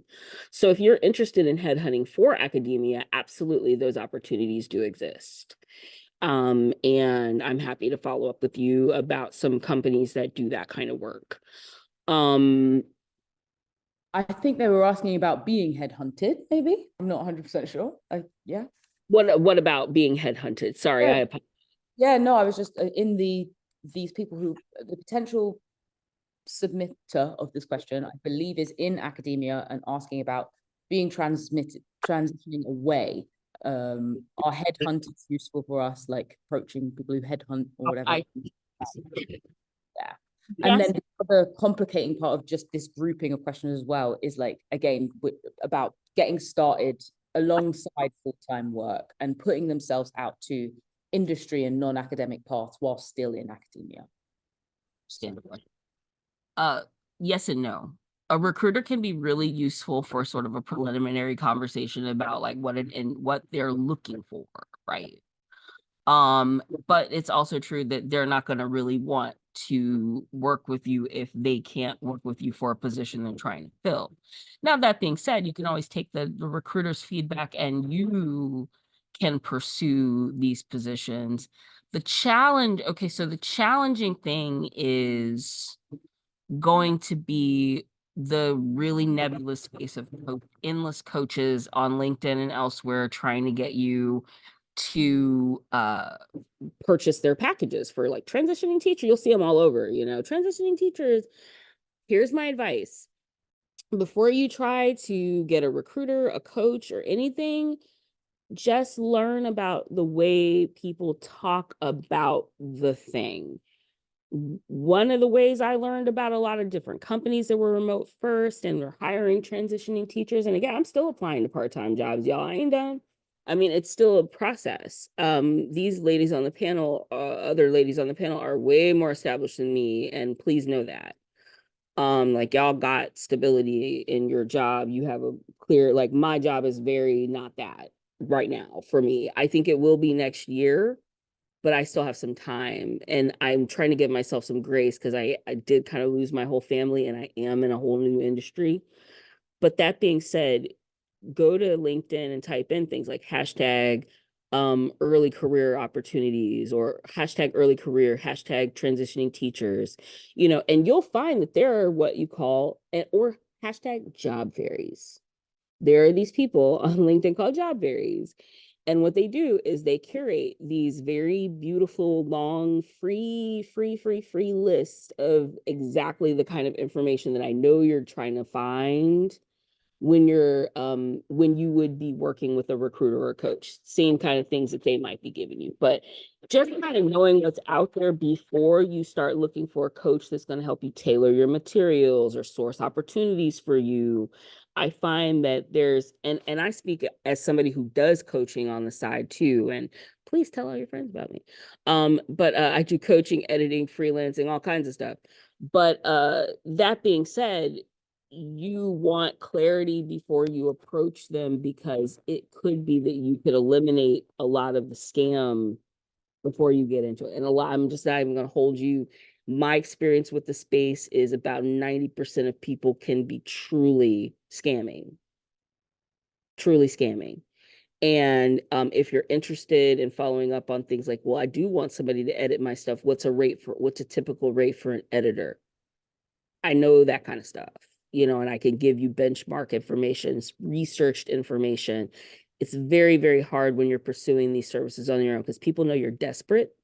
People know you're probably insecure, and they know that you want to hear the best things about yourself in that moment. So I'm just telling you, be aware of that. And if you're meeting a legit recruiter, like somebody who you actually can work with as you know, especially if you're trying to transition into like an admin role within an education space, just make sure that the recruiter can, you know, account for like the company that they work for and, you know, all that. And then also look at companies that have their own internal recruiters. That can be a really useful source of information for you too. Because so just know there's freelance recruiters, there's recruiters that work with search firms and like firms that are specific to searching. And then there's the literal company like a Google or a Microsoft. They have their own recruiters that can talk to you. So. Okay, thank you very much. And Dr. Bickerstaff, I see you have your hand up too. So a couple of quick things. So, for recruiters, they can be helpful, particularly if you cultivate a relationship with them, because sometimes they will pass things along to you. So beyond a particular job, I know a lot of folks who have cultivated relationships where they hear about things, because a lot of this is still a whisper network that they might not have heard of, because even for the large executive search firms, not all positions are posted. So I think it can be a tool amongst many tools. I think what Dr. Lockett said about job fairies, my favorite is Mandy Van Devon, and she posts other job fairies. And so thinking about LinkedIn in a way that academics are not necessarily primed and prompted to, which is that you can definitely find things that you might not have even known were positions, were jobs, by taking a look at what folks who have a PhD and are doing other things, what they're doing out in the world. The thing I wanted to really say, though, was in response to the question that was posted in the Q&A in terms of how do you cultivate a way of showing up as your full self. So I think that certain things, I will say for me, because that's all I can speak for, is I'm going to show up as me anyway, because if I don't show up as me, I don't have anyone to bring, right? And I think that that was consistent throughout my career also as a grad student. And so figuring out what your non-negotiables are is absolutely essential. And figuring out ways to find places where you can show up as yourself. And if that is essential for you, recognizing that some rooms are not going to be for you, and that's okay. I have never not had to work. This is the first time in my life where I have only had a job, and that's not even the case anymore. I do facilitation and consulting on the side, but that didn't happen till I was 40, right? And so recognizing that that means some opportunities I'm not going to take, but that also means that there are other folks who are going to really value that and bring me into their spaces and into their environments because of that. In terms of being able to thrive and not only survive, I will say part of that for me has been thinking about the spaces that I want to walk into and thinking about what I can craft and cultivate within them. ACLS did not hire me to start a new department. They hired me to develop a particular kind of program as a program officer. The value that I bring to the organization and the kinds of things that I have made them aware of, because we perpetuate and replicate a lot of the challenging parts of academia and academic culture. But having a different perspective and being able to build around that has allowed me to cultivate a space where we uphold the sanctity of humans. Everything that we build, everything that we do, everything that we design is human-centered, and not just in the phrase human-centered design, is that the humans matter to us, and ethics of care is absolutely essential to everything that we do. Intentionality is part of the name of what we do for a reason. And so to the extent that you're able to cultivate spaces wherever you find yourself, where you're able to engage authentically. And if you're not able to do that, be looking for your exit strategy, right? And recognize that wherever you land in academia, in industry, and nonprofit, always know what your line is and be thinking about the ways that you survive if you get to the point where that line is crossed. Thank you so much. Dr. Nurse, I saw you had your hand up. I would love to just have everyone even respond. I know we've gone slightly over time, so if everyone wouldn't mind responding slightly to that last provocation about coming as your full self, and then we'll wrap it up from there. But was that what you had your hand up about? I don't mean to assume. Yeah. I don't want to repeat a lot of what Javon said, but it was the spirit of how I responded in the Q&A. I don't show up to work as my full self, because I don't think that that's what work is for. And that isn't to say, though, that I also have a list of non-negotiables in terms of the kind of culture that can support who I want to be professionally. And there are some non-negotiables that do intersect with my identities and how I exist in other spaces. There's other things about, like, is this a space that can handle or hold harm, right? Because that's always going to happen. That's an inevitability. And so what does that look like? What does repair look like in certain spaces? Is it a space that supports, both critical and generous thinking, and deciding, like, okay, this is enough for me. Like, they've met my non-negotiables, so I feel like I can be my professional self here. But I think that's also part of the kind of identity shift that I was talking about earlier, of just academia, I think, does require us to give our full selves, because we tie so much of our identity to our scholarship. And I don't think that that's healthy. And so I tend to think of it as, what do I need to do the job well, what do I need to enjoy the job, obviously, so I'm not miserable. But in terms of the thriving, I'm going to cite Javon. She said something once, where like the version of me that shows up to ACLS is my patron who pays for my passion things outside of this. And I really embrace that ethos of like, I do other things that contribute to who I am as a full human. And the salary I get at ACLS, the work that I do at ACLS, like that supports that, which allows me then to show up fully resourced to my job. But ACLS is an organization that's existed before me. It will exist after me. And so I don't need to give my full self to my job. That's for me, and that's for my loved ones in the communities that I opt into and that I'm a part of. Thank you very much. Dr. Lockett, your response as well? I think both of those responses were beautiful and diversely connected, despite some of the differences. I think the core, though, you guys' comments that I would like to reinforce is, Jovan said, I need to be able to authentically respond. I believe that was your, did I get that right? You had mentioned, oh, you're on mute. You're on mute. I was saying very possibly. I never know what I have said 3 seconds after I've said it. Okay. Well, it was brilliant. And you said you managed to sort of say the same thing that you acknowledged what Dr. Nurse said, but you said it in your own way, which I think is really true, which is I need to be able to authentically respond at work. And that's to say that one of the things that drove me, like why I decided to stay away from academia, I could have stayed at Spelman. I could have let them fire me a year later when I didn't submit the 10-year portfolio. I could be like scrambling, working hard for more academic work, whatever. But what stopped me was this question around that. Whenever I authentically responded in that space, and by authentic response, let me be very clear about what that means. It doesn't mean that I'm going to be the self that I'm going to be when I'm with my friends or with my sister, with my baby.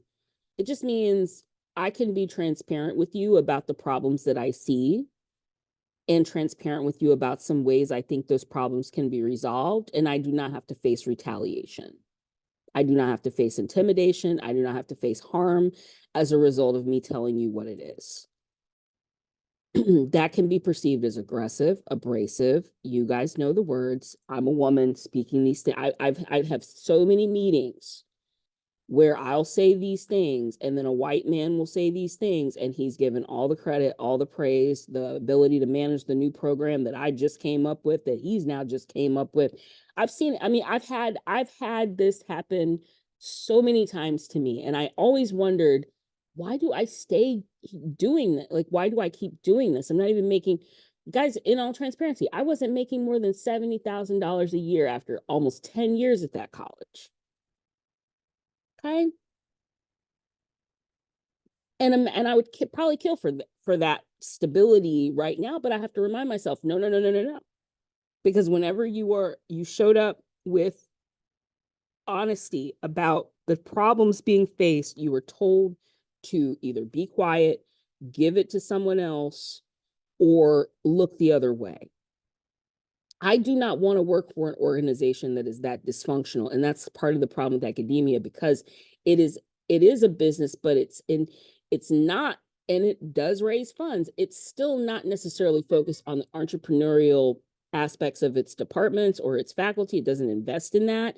So what ends up happening is a lot of what you're being told to do is gatekeep, say no, maintain policies that allow them to deliver shoddy services to the maximum amount of students with the least amount of complaint. When I understood that a lot of my job was really doing that and not actually teaching people how to produce knowledge, I knew I had to stay the hell away. I knew there were people who would pay me for the things that I knew more than I would get paid in that space. And I knew I would take a lot of L's. I knew I would struggle, but I had to convince myself that the blessings on the other side were going to be worth it. Again, I'm trying to meet my wealth potential. Do I regret getting a PhD? No. Why? guys might be saying, well, what do I do? How do I still find purpose in my PhD now? Don't forget, if you do the right things that you know you're supposed to do, you are learning how to conceive of a project, summarize a project, execute a project, engage in a process of inquiry where you do not have a known destination.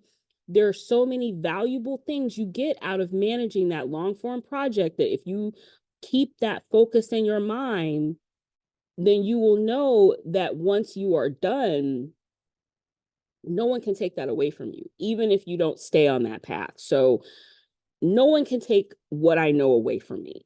But what I know now that I didn't know then, I don't know if you guys are familiar with that scene in the movie Beetlejuice. It's really, really macabre, where she's talking about her little accident in the death waiting room, where she says, if I knew then what I know now, I wouldn't have had my little accident.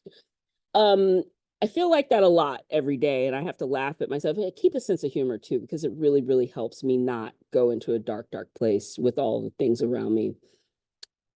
It is true that if you ask yourself what you know now that you didn't know then, what I would ask myself now is how one person in my family had asked me a long time ago, if you're so smart, why don't you have more money? And I'll never forget her saying that to me. Because although it may seem harsh, she was right. Why don't I have more money? If I am so smart, why am I not earning more? Why am I not doing more? And I use that as my motivation every single day I grind. If I'm so smart, why don't I have more? You can get more if you're smart. Smart doesn't necessarily mean books, school, all that stuff, y'all. It's about all the other things, like how I dumbed down my wealth potential. I dumbed down where I could socialize. I dumbed down the scope of even my career because I thought this is the. I'm sorry to cut you off, but our next, I really would love to have. Oh, no. I'm done. I just want to stress that though, is just be aware that don't cut yourself off from the horizon. And you will if you let yourself, Thank you. And Dr. Coyle, in a last, just to send us home. I think that I love Joanne's answer. Dr. Nurse's answer that she doesn't always show up as her full self. I think that is the key to that question, is that your full self is your whole self. Your job is only one little part of it. And often in the long run of your life, it'll be a really minor part of it. It's hard to believe it now because you're in it, and graduate school can be, and undergraduate is all consuming. But I would say, work isn't always fun. That's why they call it work. You have to do it. You have to support yourself. You have to cultivate all those things outside of work that fulfill you. And that's the relationships with the people that you love and that you like, and the things you like to do, the things you like to create. Even if you're not good at them, you need to carve that time out, because it's so easy to throw yourself 100% into, say, a career or to a degree, and it's not enough to develop. That doesn't develop a full self. Let's say that. So that time that you spend doing all those other things is really important. And I think one of the most valuable things I gained from graduate school were the friends that I made there. It's such a cliche, but we're still very close. And I trade the degree for the relationships. It really came down to it.